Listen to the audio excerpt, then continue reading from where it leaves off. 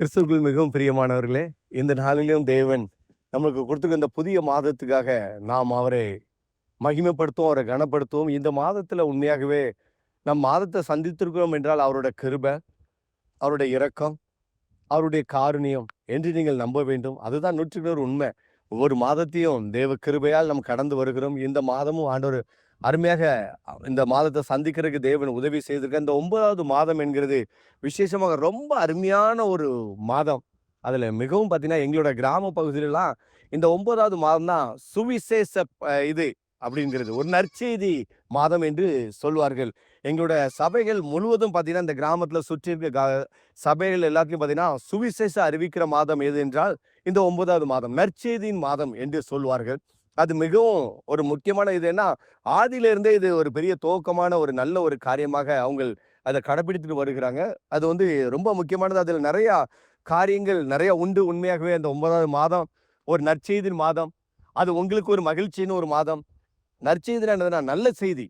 இந்த மாதம் உங்களுக்கு ஒரு நல்ல செய்தியை கர்த்தர் உங்களுக்கு கொடுக்க போகிறார். அருமையாக தேவன் நம்மளுக்கு வேதத்துல இருந்து வாக்கு பண்ணுகிற ஒரு வசனம் என்னென்றால், ஏசாயா 35ஆம் அதிகாரம் 4வது வசனம். மனம் பதறுகிறவர்களை பார்த்து நீ பயப்படாதிருங்கள், திடன் கொள்ளுங்கள், இதோ உங்கள் தேவன் நீதியை சரி கட்டவும் உங்கள் தேவன் பதிலளிக்கவும் வருவார், அவர் வந்து உங்களை ரட்சிப்பார் என்று சொல்லுங்கள். இதான் நற்செய்தி. இதை விட பெரிய நற்செய்தி வேற ஒன்றும் இல்லை. சொல்லுங்கள் அந்த நற்செய்தியை இந்த செய்தி கேட்டு அத்தனை பேருக்கு சொல்லுங்கள் என்று கர்த்தர் சொல்லுகிறார். அருமையான ஒரு வார்த்தை பாருங்க, மனம் பதறுகளை பார்த்து நீங்கள் பயப்படாதிருங்கள். இன்னைக்கு எல்லாருக்கும் பாத்தீங்கன்னா என்ன பிரச்சனை அப்படின்னு பாத்தீங்கன்னா, மனதுலதான் பல பிரச்சனை இருக்குது.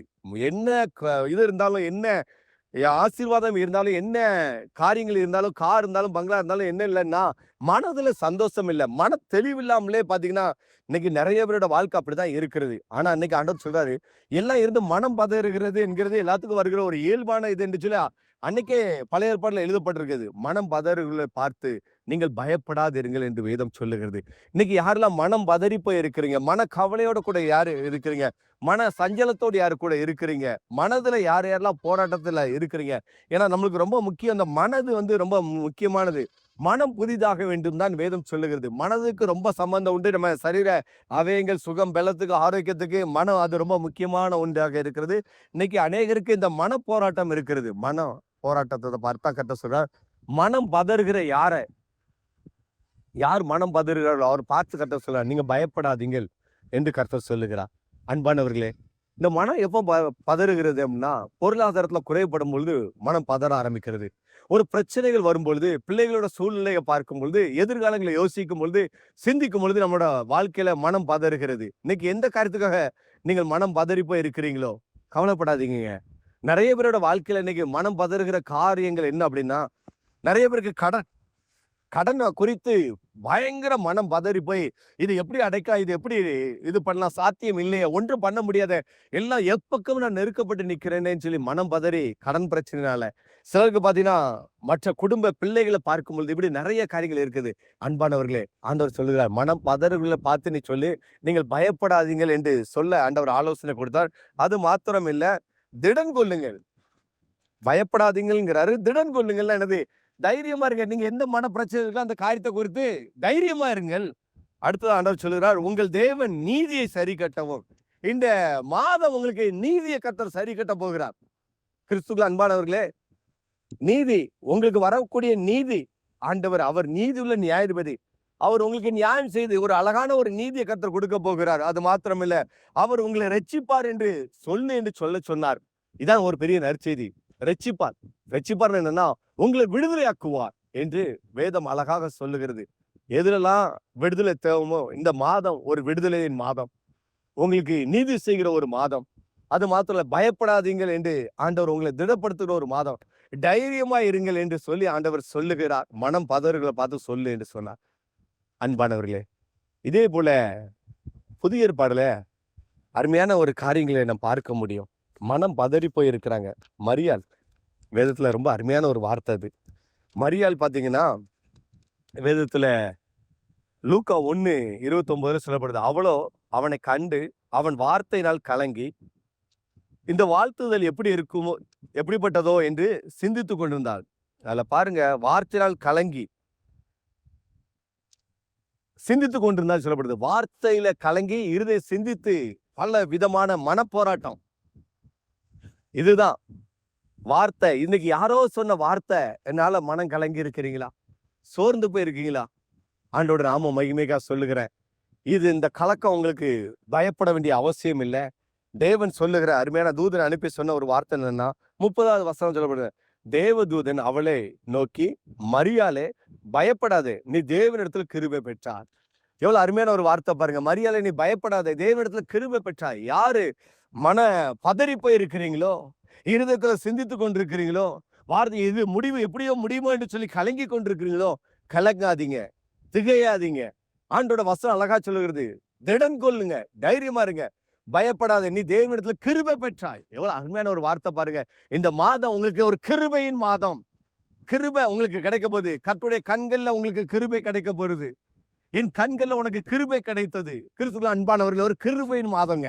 கிருபைனாவே விசேஷமாக அழகான பாத்தீங்கன்னா, கிருபை எது இதெல்லாம் நம்மளோட வாழ்க்கையில இல்லையோ அது எல்லாத்தையும் கொண்டு வரும். மரியாளோட வாழ்க்கையில கலங்கி போய் இருந்த வாழ்க்கையில ஒரு நற்செய்தியை கொடுக்கும்படியாக ஆண்டவருடைய தூதனை அனுப்பி ஒரு நற்செய்தியை கர்த்தர் கொடுத்தார். கிருபை கிடைத்தது. இந்த அழகான அந்த வார்த்தையை பார்த்தீங்கன்னா, பயப்படாதே, நீ தேவனிடத்துல கிருபை பெற்றார். இன்னைக்கு யாரெல்லாம் பயந்து போயிருக்கீங்களோ, மனம் பதறுகளை பார்த்து தேவன் சொன்ன வார்த்தை என்னன்னா, நீ தேவனிடத்துல கிருபை பெற்றாய் என்று சொன்னார். கிருபை பெற்றுட்டீங்க. ஆண்டோட நாம மிக சொல்லுகிறேன். இந்த மாதம் ஒரு பெரிய மகிழ்ச்சியின் மாதமாக, சந்தோஷத்தின் ஏன் கவலைப்படுறீங்க? யாரு உங்களை என்ன பண்ண முடியுங்க? கடன் உங்களை மேற்கொள்ள முடியும்னு நினைக்கிறீங்களா? போராட்டம் உங்களை மேற்கொள்ள முடியும்னு நினைக்கிறீங்களா? பிரச்சனை உங்களை மேற்கொள்ள முடியும்னு நினைக்கிறீங்களா? உபத்திரம் உங்களை மேற்கொள்ள முடியும்னு நினைக்கிறீங்களா? இல்ல சில மனிதர்கள் உங்களை மேற்கொள்ள முடியும்னு நினைக்கிறீங்களா? சிலரோட சூழ்ச்சி உங்களை மேற்கொள்ள முடியும்னு நினைக்கிறீங்களா? ஒன்று, நான் என்னோட அனுபவத்துல, ஊழிய அனுபவத்துல சொல்லுகிறேன். அதே போல நிறைய குடும்பத்தை சந்தித்த காரியங்களை சொல்லுகிறேன். தேவனை உறுதியா பிடித்து கொண்டவங்களோட வாழ்க்கையில எதுவும் சேதப்படுத்துறது இல்லை. கர்த்தருடைய நாம மகிமைக்காக அவர்கள் எல்லாரும் அதை மேற்கொண்டு அதன் மேல் நடக்க கர்த்தர் கிருபை செய்தார். அதே போல இந்த மாதம் நீங்க சர்ப்பத்தின் மேலும் வீரின் பாம்பின் மேல் நடந்து பால சிங்கத்தை வலு சர்ப்பத்தை மிதித்து போடும்படியாக கிரியைகளை கர்த்தர், அந்த பொல்லாத கிரியைகளை எடுத்து கர்த்தர் நிர்மூலமாக்கி உங்களை கர்த்தர் மேன்மைப்படுத்துவாருங்க. கிறிஸ்துவுக்குள் அன்பானவர்களே, நல்ல மகிழ்ச்சியோட இருங்க, சந்தோஷத்தோட இருங்க. நான் பேசுறது உங்களை உற்சாகப்படுத்துறதுக்காக பேசுறதில்ல. இந்த தேவனோட வார்த்தைகளை, தேவன் கொடுக்கிற ஒவ்வொரு வார்த்தையை உறுதிப்படுத்துவார். உங்களோட வாழ்க்கையில இந்த வார்த்தையின்படி தான் நடக்குமே தவிர, இந்த வார்த்தை பொய் உரையாத ஒரு வார்த்தை. இந்த வார்த்தை அனுப்பப்படுகிற வார்த்தை காரியங்களை வாய்க்க பண்ணும். இந்த வார்த்தைக்கு வல்லமை இருக்கிறது. தேவனுக்கு மனம் பதறுகிற பார்த்து சொன்ன வார்த்தை. நான் மறுபடியும் உங்களுக்கு அந்த வசனத்தை சொல்லுங்க. இந்த வசனத்தின்படி தான் கர்த்தர் உங்களை நன்றாய் நடத்துவார். மனம் பதறுகளை பார்த்து நீங்கள் பயப்படாதிருங்கள், திடன் கொள்ளுங்கள். இதோ உங்கள் தேவன் நீதியை சரி கட்டவும் உங்கள் தேவன் பதிலளிக்கவும் வருவார். அவர் உங்களை வந்து ரட்சிப்பார் என்று சொல்லுங்கள் என்று சொன்னார். அதுக்கப்புறம் நீங்க பின்னாடி பார்த்தீங்கன்னா, அப்பொழுது குருடரின் கண்களை திறக்கப்பட்டு செவிடரின் செவிகள் திறவுண்டு போகும். இந்த வசனத்தை நம்பினீங்கன்னா, குருடர்களோட கண்கள் இந்த செவிடர்களோட செவிகள் திறவுண்டு போகும். அப்பொழுது முடவர்கள் மான்களை போல் குதிப்பார்கள். இன்னைக்கு கால் நடக்க முடியாம இருக்கீங்களா? உங்களை மான்களை போல நடக்க ஆண்டவர் நல்ல கால்களை மான்களை போல கர்த்தர் மாற்ற, ஊமையை நாவும் கம்பீரிக்கும் என்று சொல்லப்படுகிறது. இன்னைக்கு வாய் திறக்க முடியாம அடக்கப்பட்டு ஒடுக்கப்பட்டு இருக்கிறீங்களா? உங்களோட வாய் திறக்கப்படும் என்று சொல்லி கடுவெளியில் ஆறுகள் பாய்ந்தோடும். கடுவெளியில் ஒன்றுமில்லாத இடத்துல ஆறுகள் பாய்ந்தோடும் என்று சொல்லி வேதம் அழகா சொல்லுது. வெட்டாந்தரை தண்ணீர் தடமாகவும் வறண்ட நிலம் நீரூற்றுமாகவும் வலு சர்ப்பங்கள் தாபரித்து கிடந்த இடங்களில் புல்லும் கொறுக்கையும் நாணலும் உண்டாகும் என்று கர்த்தருடைய வார்த்தை உங்களுக்கு சொல்லுகிறது. இதை நீங்க தியானிச்சு பாருங்க. இதெல்லாம் நடக்க போறது.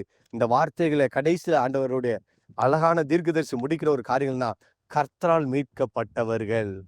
இந்த வசனத்தை வெறுமையா கொடுக்கிறது மாத்திரமில்ல, கர்த்தரால் மீட்கப்பட்டவர்கள் ஆனந்த களிப்புடன் பாடி சீயோனுக்கு திரும்பி வருவார்கள். நித்திய மகிழ்ச்சி அவர்கள் தலைமையில் இருக்கும். சந்தோஷமும் மகிழ்ச்சியும் அடைவார்கள். சஞ்சலமும் தவிப்பும் ஓடி போகும். அன்பானவர்களே, இந்த வார்த்தையின்படி சஞ்சலமும் தவிப்பும் ஓடி போகும். உங்களுக்கு சந்தோஷம் மகிழ்ச்சியும் உண்டாகும் என்று சொல்லி கர்த்தருடைய நாமத்தினால் இந்த வார்த்தையின்படி இந்த மாதத்துல சந்தோஷம் மகிழ்ச்சி உண்டாகும்படியான காரியங்களை செய்வார். நீங்கள் கிருபை பெற்று விட்டீங்க. மகிழ்ச்சியோடு இந்த மாதத்தை மேற்கொள்ள தேவன் உங்களுக்கு அனுக்கிரகம் செய்வார். God bless you.